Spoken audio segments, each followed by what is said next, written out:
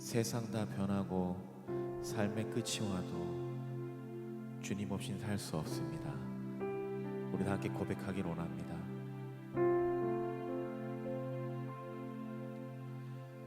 세상 다 변하고 삶의 끝이 와도 주 없이 살 수 없네.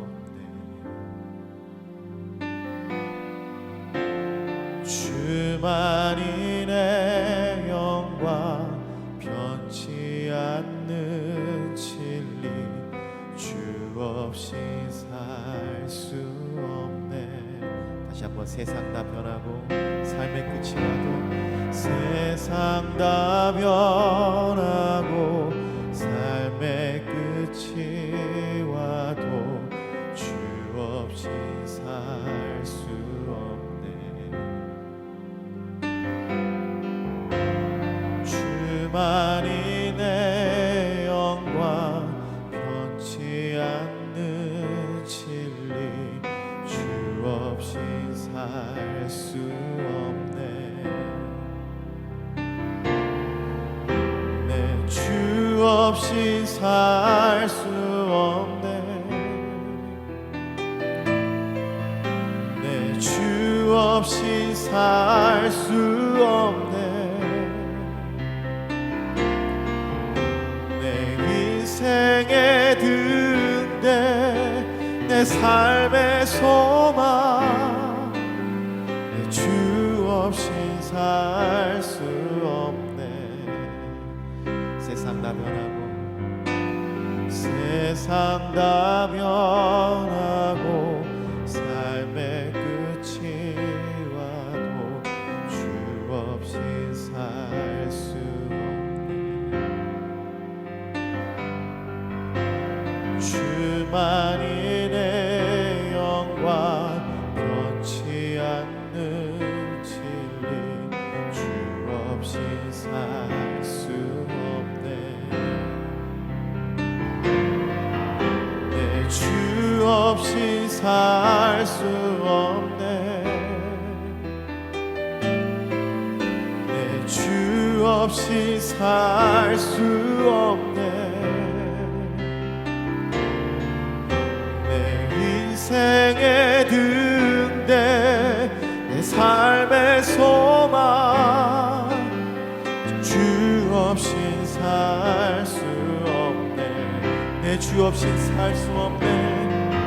내 주 없이 살 수 없네. 내 주 없이 살 수 없네. 인생의 등대, 내 삶의 소망, 주 없이 살 수 없네. 내 인생의 등대, 내 인생의 등대, 내 삶의 소망, 내 주 없이 살 수 없네.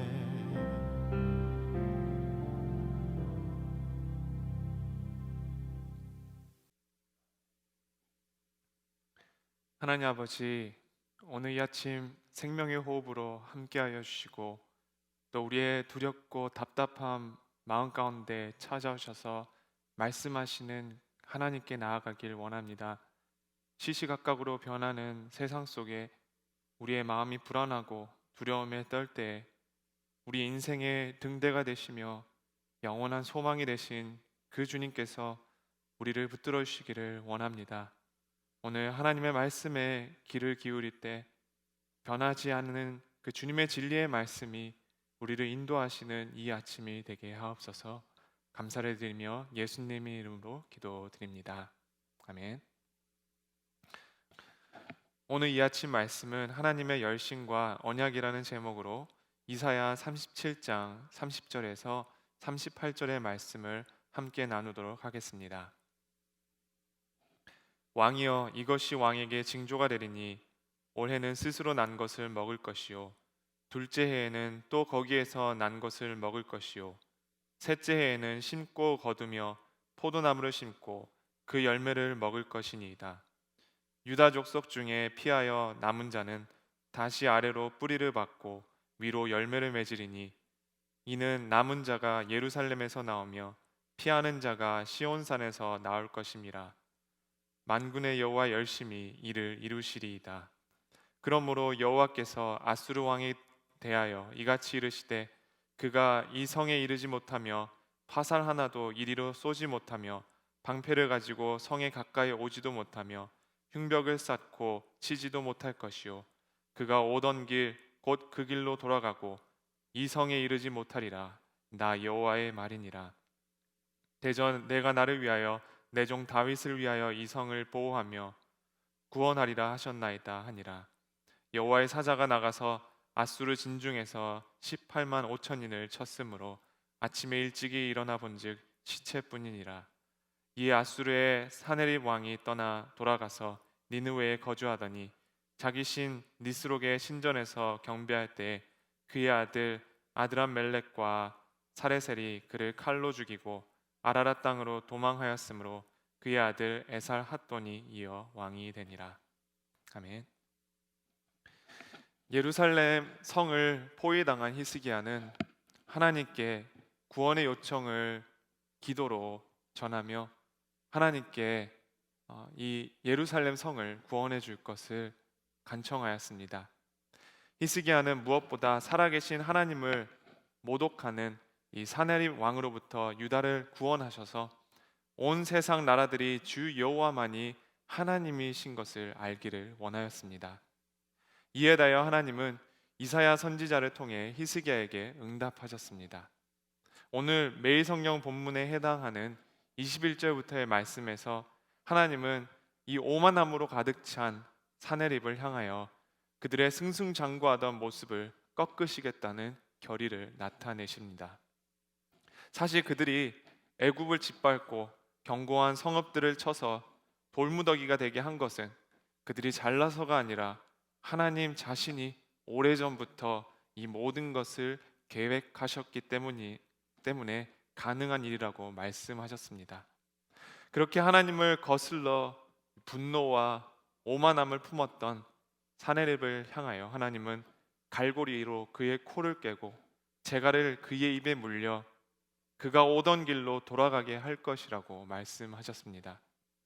그리고 오늘 본문 같이 읽은 본문에서는 그와 대조되는 모습으로 하나님이 히스기야 왕과 유다를 향하여서는 회복과 소망의 메시지를 주시는 것을 볼 수 있습니다.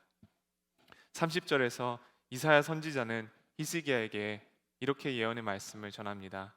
왕이여 이것이 왕에게 징조가 되리니 올해는 스스로 난 것을 먹을 것이요 둘째 해에는 또 거기에서 난 것을 먹을 것이요 셋째 해에는 심고 거두며 포도나무를 심고 그 열매를 먹을 것이니이다. 하나님은 유다에게 이렇듯 심지도 거두지도 않은 소산을 2해 동안 먹게 하시겠다고 하셨습니다. 전쟁으로 인해 황폐화된 다른 성읍들과 또 아수르 군대에 의해 포위되어 궁핍되고 피폐해진 예루살렘의 상황을 아셨던 하나님은 그들에게 당장 필요한 이 땅의 소산을 내어주시겠다고 회복의 약속을 주셨습니다. 그렇게 2해 동안 그들이 그저 땅에서 난 것을 먹고 이제 그 후에 땅이 회복되고 지력이 회복될 때 비로소 셋째 해에는 그들이 심고 거두어 땅의 소산을 먹게 하심으로써 단지 당장의 소산만을 제공하는 것이 아닌 온전한 회복을 주시겠다고 약속하십니다. 또한 31절에서는 이렇게 말씀을 전하십니다. 유다 족속 중에 피하여 남은 자는 다시 아래로 뿌리를 받고 위로 열매를 맺으리니 땅의 회복뿐만 아니라 이렇듯 사람들을 회복시키시고 무너졌던 국력을 다시 회복시키시겠다고 말씀하십니다. 예루살렘을 제외한 유다의 모든 요새화된 성들은 아수르의 군대에 의해서 점령되는 동안 유다는 거의 뿌리가 뽑히는 것 같은 이러한 멸망의 상황까지 내몰렸습니다. 그렇게 피하여 남은 사람들이 다시 뿌리를 내리고 살아가려면 꽤 오랜 시간이 걸리게 됩니다. 그러한 그들을 위해 앞절에서 하나님은 2해 동안 무상의 식량을 제공하심으로써 회복하시겠다고 약속하시는 것입니다. 그리고 계속해서 32절에서는 이와 같은 맥락으로 말씀하십니다. 이는 남은 자가 예루살렘에서 나오며 피하는 자가 시온산에서 나올 것임이라. 만군의 여호와 열심히 이를 이루시리이다. 예루살렘과 또 시온산으로 피하였던 사람들이 다시 자신들의 성읍으로 돌아가 정착할 수 있도록 하나님께서 그들을 돌보아 주시겠다고 약속하십니다. 이 모든 것은 방금 읽은 32절에서 바로 이 만군의 여호와의 열심히 이를 이루시겠다라고 전하고 있습니다. 바로 하나님의 열심히 이루시는 거죠. 지난 희망 프로젝트 1탄에 교회에서 해바라기와 바질 씨앗을 나눠 주었습니다. 저희 가정도 씨앗을 받아들고 집에 가서 씨앗 심기를 하였습니다. 처음에 씨앗이 발아하며 새싹이 나오는 것을 보고 이 생명이 시작되는 모습을 보며 기뻐하는 아이들의 모습을 보면서 함께 기쁨을 나누었습니다. 그리고 그 해바라기 씨앗들이 키가 한 자 정도 자랐을 때 이제 화분에서 땅으로 옮겨 심기를 하였습니다. 그런데 옮겨 심자마자 축 처져버린 잎을 보게 되자 불현듯 교회에 심었던 몇몇 새싹들이 뜨거운 햇빛에 타들어 죽었던 장면이 불현듯 머리에 스치며 불안한 마음이 들기도 했습니다. 그래서 그늘막을 쳐주고 수시로 물을 주며 잘 버티기를 바랬는데 다행히 한 이틀 정도 후에 잎이 다시 힘을 얻어 잘 정착하는 모습을 보여주었습니다. 그렇게 또 잘 자라나 싶었는데 이번에는 무언가가 잎을 갉아먹기 시작하는 것이었습니다. 교회 오피스에서 이 분야의 가장 전문가이신 윤세라 간사님께 여쭤보니 물을 너무 많이 줘서 진드기가 생긴 것 같다는 것입니다. 그래서 해결 방법을 여쭤보니 알코올을 희석시켜 잎에 뿌려주면 진드기를 없앨 수 있다라는 이 꿀팁을 주셨습니다. 기쁜 소식에 집에 전화를 해보니 이미 카톡을 통해 이 팁을 전해받은 아내가 벌써 한바탕 알코올 방역을 해놓은 상태였습니다. 아침마다 진드기에 해를 입지는 않았는지, 물은 너무 많지 않게 적당히 주고 있는지, 바람에 줄기가 휘어져 쓰러지지는 않았는지 늘 해바라기의 생사가 아침마다 저희 부부의 관심사였습니다. 한 번은 해바라기에 그늘을 만든다는 이유로 옆에 있는 애꿎은 팜트리의 무성한 잎을 싹 다 제거하기도 하였습니다. 그리고 드디어 얼마 전 첫 해바라기의 꽃이 피었습니다.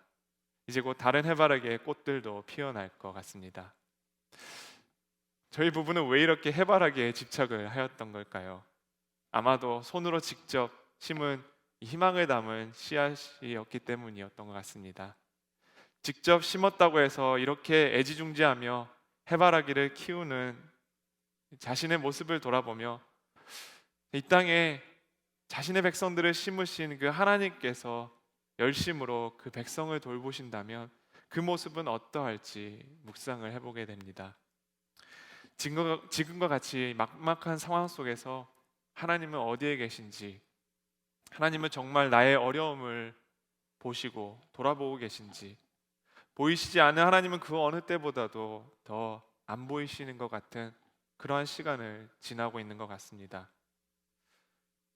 오늘 본문의 당시 히스기야와 유다가 처한 상황 또한 그랬던 것 같습니다.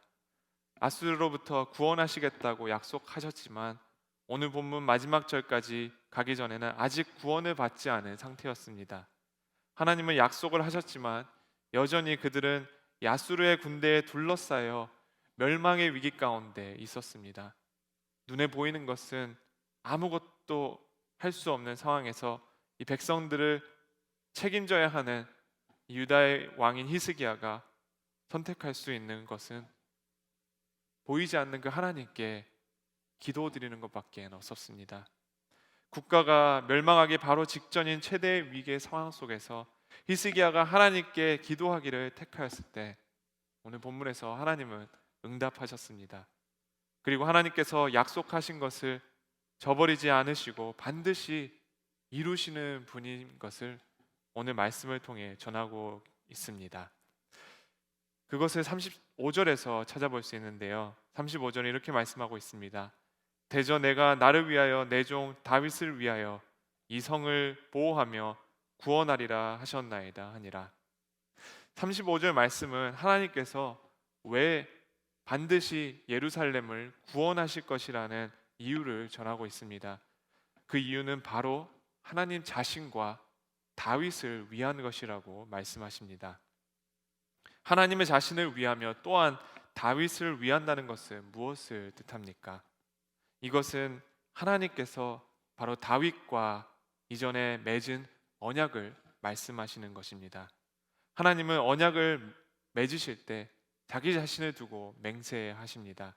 그래서 다윗을 위하는 것, 즉 다윗의 언약을 이행하는 것은 곧 하나님 자기 자신을 위한 것과 같습니다.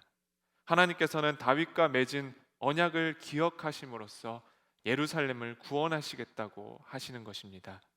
그렇다면 하나님은 다윗과 어떠한 언약을 맺었습니까? 그것은 바로 다윗과 그의 나라와 또한 그의 후손을 위한 언약입니다. 다윗의 왕위를 영원히 견고하게 하시고 그의 나라를 대적들로부터 평안하게 하시며 또 그의 후손의 왕위를 영원히 견고하게 하시겠다는 언약입니다. 하나님은 이 다윗에게 주신 언약을 기억하셔서 히스기야가 왕위로 있는 그 왕의 도성 예루살렘을 구원하시기로 하셨습니다. 사면 초가로 아수르의 군대에 완전히 봉쇄를 당한 예루살렘을 향하여 하나님은 그분의 언약을 기억하시며 구원을 베푸시겠다고 말씀하십니다. 그리고 하나님께서 말씀하신 대로 오늘 읽은 본문 36절에서는 이 여호와의 사자가 나가서 아수르 진중에 있던 18만 5천을 치고 사네림 왕이 그 길로 니느웨로 돌아가게 하셨습니다. 그곳에서 사네림은 자신의 신인 니스룩의 신전에서 경배하다가 그의 아들들에게 칼로 죽임을 당하게 됩니다. 세상의 어떤 신도 자신의 막강한 아수르 군대를 막아설 수 없다라고 철저히 믿고 있던 이 사네립은 하루아침에 군대를 잃고 또한 자기 자신 또한 자신의 아들들에게 살해를 당하는 비참한 말로를 맞게 됩니다. 그의 오만함은 결국 그를 삼키고 멸망의 나락으로 떨어뜨렸던 것입니다. 이방의 우상들을 이겼다라는 이 자만함에 빠져 여호와 하나님께 대적하며 승리의 도취에 있던 사네립은 역사에 유례없는 이러한 패배를 당하며 그 길로 아수르의 국력 또한 쇠퇴하게 되어집니다. 우리는 역사를 바꾸시고 그 역사를 만들어 가시는 이러한 하나님을 바라볼 때가 많이 있습니다. 물론 하나님께서는 지금도 역사를 만들어 가시며 역사를 변혁하고 계십니다.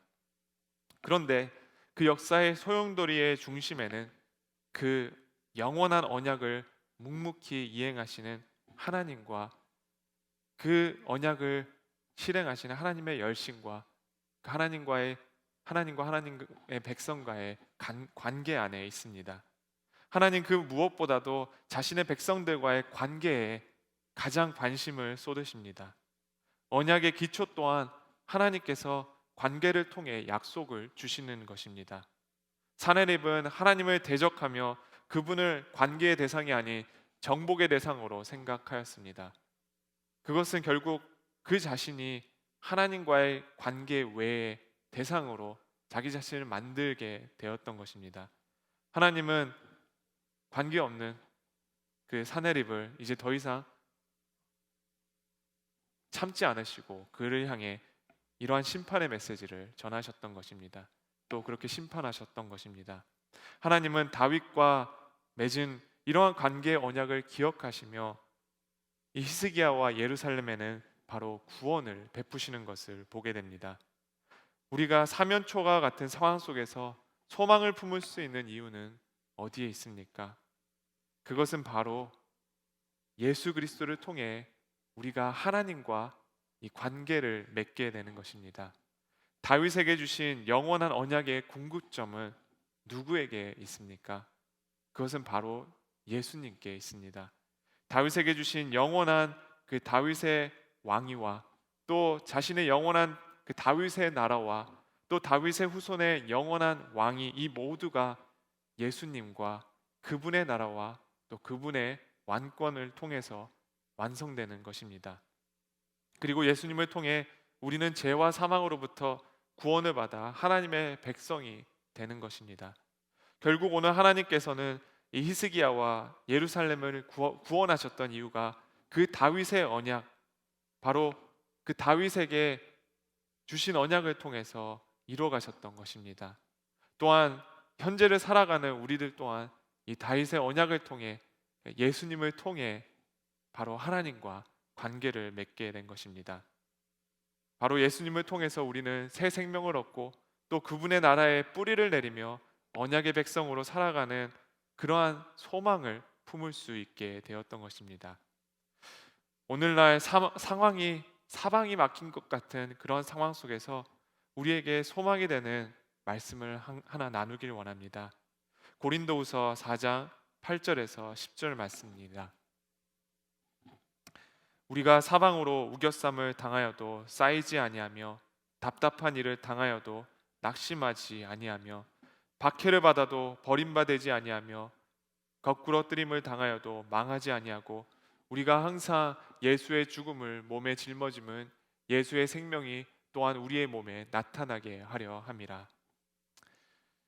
답답하고 절망적인 현실 속에서도 우리가 낙심하지 않고 또 망하지 않는 이유는 우리 수중에 뱅크 어카운트에 저축되어져 있는 잔고 때문이 아니라 예수님의 생명의 능력이 우리 안에 나타나며 하나님의 열심히 우리를 붙들고 계시기 때문입니다.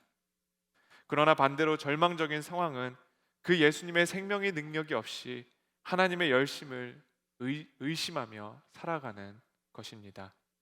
그러므로 오늘 이 아침 우리의 믿음 없음을, 우리의 소망 없음을 우리가 하나님께 고백하며 그분의 생명의 능력으로 우리를 다시 일으키실 것을 바라보며 나아가는 것이 우리의 소망인 것을 발견합니다. 우리를 이 땅에 심으시고 기르시는 하나님은 결코 우리를 잊지 않으십니다. 그 백성을 구원하시며 기도하는 그 백성을 향하여 그분의 열심을 나타내시는 그 하나님은 오늘도 그분의 생명의 능력으로 다시금 그분의 백성과 또 우리들을, 그분의 백성된 우리들을 다시 뿌리 내리게 하시고 일으키시며 또 꽃을 피우게 하시고 열매 맺게 하실 것입니다. 오늘 이 아침 그 소망 되신 주님을 바라보며 우리에게 소망을 채워주시는 그 하나님의 열심을 발견하며 함께 기도하며 나아가는 이 아침이 되기를 소망합니다. 이 시간 함께 기도하며 나아가기 원합니다.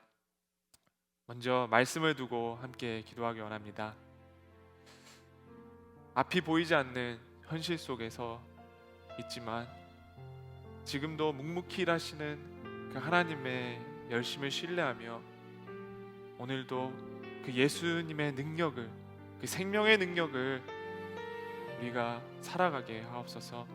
그렇게 함께 기도하며 주님, 앞이 보이지 않는 상황 속에서 그렇지만 보이지 않는 그 하나님께서 그 영원하신 하나님의 언약으로 지금도 일하고 계심을 우리가 믿음의 눈으로 보게 하여 주옵소서. 그렇게 주님 바라볼 때 우리 안에 채우시는 그 생명의 능력이 우리를 일으키시며 뿌리 내리게 하시며 주님 꽃을 피우며 열매 맺게 하심을 바라보게 하여 주옵소서. 그렇게 함께 기도하며 나아가겠습니다. 기도하시겠습니다. 하나님 아버지, 오늘 이 아침도 눈을 뜨며 막막하며 암담한 현실 가운데 주님 나아가는 우리 자신을 바라봅니다. 그러나 하나님, 영원한 진리의 하나님의 말씀과 하나님의 언약이 오늘도 우리를 인도하시며 하나님의 열심히 묵묵히 우리를 붙들어 가심을 바라보게 하여 주옵소서. 하나님, 지금도 하나님께서는 우리가 보이지 않는 그 현실 속에서 하나님의 일을 이루어 가시며 하나님의 역사를 만들어 가심을 바라봅니다. 이 모든 것이 주님과 우리의 관계 속에 있음을 바라보며 하나님, 우리가 먼저 주님과의 관계를 회복하며 하나님 우리를 향하여 열심히 베푸시는 그 하나님을 바라보며 주님 그 말씀을 의지하며 나가게 하여 주옵소서. 하나님, 그러할 때 우리 안에 일하시는 그 하나님의 능력이 오늘도 주님 우리 가운데 생명의 능력을 함께 하시며 하나님 우리의 지치며 또 우리 가운데 쓰러져 있는 마음들을 다시금 세우셔서 하나님 우리의 삶 가운데 주님의 나라 안에 주님 우리를 뿌리 내리게 하시고 다시금 일어서게 하시고 하나님 열매 맺으며 꽃을 피우는 그러한 주님 하나님 복된 삶으로 주님 나아갈 수 있는, 또 그렇게 주님 세우실 주님을 바라보며 주님 오늘 하루 주님 그렇게 살아갈 수 있도록 붙잡아 주옵소서. 주님 하나님 그렇게 인도하실 주님을 찬양하며 주님을 바라보며 나아가길 소원합니다. 하나님 붙잡아 주시옵소서. 주님 계속해서 기도할 때는 우리 다음 세대를 위해 기도하기 원합니다. 이제 앞으로 진행되어지는 매일 성경 말씀 묵상을 통해 하나님을 우리 자녀들이 더욱 알아가게 하시며 또 그 말씀이 이끌어 가시는 삶을 살길 원합니다. 이제 교육부 안에 어린 유아부, 유치부, 또 초등부, 또 우리 중고등부 모든 우리 자녀들이 매일매일 말씀으로 나아가는 그 시간들을 통하여 하나님의 얼굴을 구하는 세대가 되게 하시고, 답답한 현실이 하나님의 말씀이 그들의 삶을 이끌어 가심을 통하여 전혀 다른 하나님의 시각으로 그들의 삶을 바라보며 이 시간들을 묵묵히 감당할 수 있는, 또 이 시간들을 준비하는 다음 세대 자녀들이 될 수 있도록 기도해 주시기 원합니다. 함께 이 기도 제목 가지고 기도하며 또 이후에 자유롭게 하나님 앞에 기도하며 나가겠습니다. 기도하시겠습니다. 하나님, 이 시간 주님 우리 다음 세대 자녀들을 주님 앞에 올려드립니다. 하나님, 그 무엇보다 이제 말씀 가운데 더 깊이 나아가는 우리 자녀들을 하나님께서 붙잡아 주옵소서. 하나님, 그 말씀 가운데 하나님 만나 주시고, 하나님 그 말씀 가운데 말씀하여 주시고, 우리 자녀들이 주님의 말씀에 귀를 기울이며 경청하며 그들의 말씀, 하나님의 말씀으로 그들을 이끌어 가시는 주님, 그러한 말씀이 이끄는 삶으로 나아갈 수 있는 자녀 되게 하여 주옵소서. 하나님, 우리 자녀들이 이 시간들이 주님 아무것도 할 수 없는 것 같고 하나님 답답하며 하나님 그저 주님 무엇을 해야 될지 주님 앞으로 할 수 없는 그러한 시간처럼 보일지라도 하나님 지금도 일하시는 그 하나님을 발견하며 주님 자녀들이 그 마음을 하나님의 말씀 가운데 쏟을 수 있도록 주님 붙잡아 주옵소서. 이를 위해 또 함께하는 우리 부모 세대들이 먼저 또 하나님의 말씀에 귀를 기울이며 함께 이 일을 만들어 나갈 수 있도록 주님 붙잡아 주시고, 함께 모여 하나님을 예배하는 그 시간 가운데 주님 정말 자녀와 부모 세대가 한 말씀 안에 주님 뿌리 내리며 주님 이제는 하나님께서 이 가정들을 하나님의 열심으로 이끌어 가심을 발견할 수 있도록 주님 그렇게 붙잡아 주옵소서. 하나님, 우리 가운데 그렇게 함께 하시는 주님을 발견하며 주님 우리 교회가 또한 이 공동체가 주님 그 말씀으로 인하여 소망을 발견하며 주님 하나님께서 주님 일하심을 목도할 수 있는 주님 우리 공동체 될 수 있도록 주님 인도하여 주옵소서. 주님 그렇게 함께 하실 주님을 바라보며 나아가기 소원하오니 주님 우리를 인도하여 주옵소서.